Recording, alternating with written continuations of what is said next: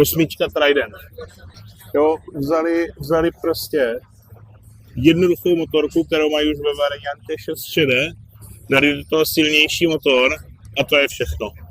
Jednoduchý, prostě užitečný naháč, myslím si, že dost pěkný designově, ale to prostě pro lidi, pro který Street Triple už byl moc, což on jakoby je na silnici trošku zbytečně ostrej. Vlastně no.